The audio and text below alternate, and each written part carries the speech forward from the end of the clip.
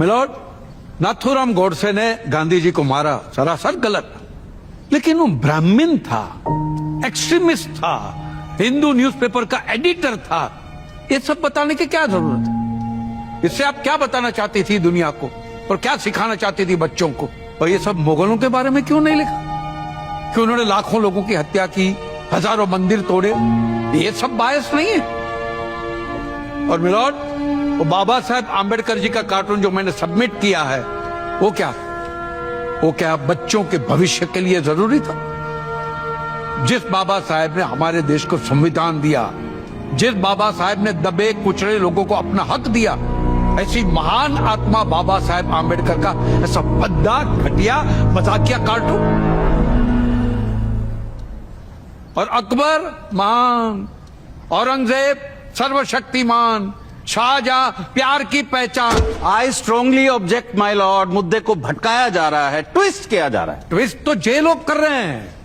देश का भविष्य, देश के लोगों की सोच, और जे होता है intellectual terrorism milord, education mafia. सोच को पनपने से पहले ही ट्विस्ट कर दो और बच्चों के दिमाग में जहर भर दो ताकि बच्चा चाहे तो अभी सच्ची राह पे न चल सके। और इनके लिए तो मुगलों के अलावा हिंदुस्तान में कोई राजा हुआ ही नहीं है।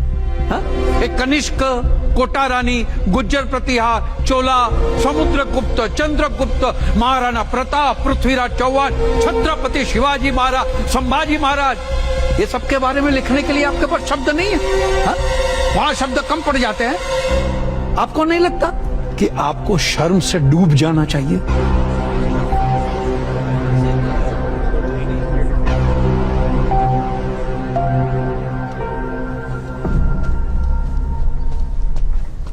उर्मिला जी, आप बैठ सकती हैं।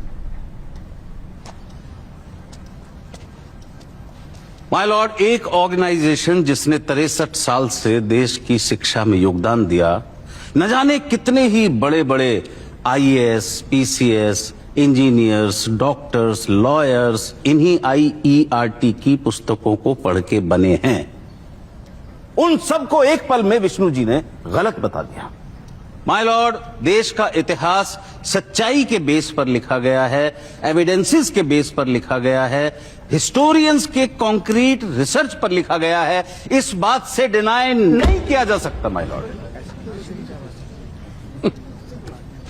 आपके जोर से हाथ पटकने से ना ही मैं दबने वाला हूं और ना ही मेरे सवाल।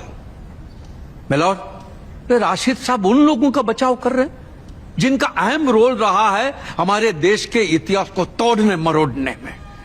और सबसे जाहिल तो हमारा एजुकेशन बोर्ड है। और दुर्भाग्य की बात यह है कि इन एजेंडाधारी इतिहासकारों ने एजुकेशन बोर्ड को जो परोसा वो उन्होंने बिना सोचे समझे, फैक्ट वेरीफाई किए बगैर, सवाल उठाए बगैर सीधा पाठ्य पुस्तकों में छाप दिया। और ये झूठ, ये जहर पीढ़ी दर पीढ़ी, बरसों बरस फैलता गया, यहां तक कि हमारा सम्मान, हमारा स्वाभिमान, हमारी गरिमा सब खोखला हो गया।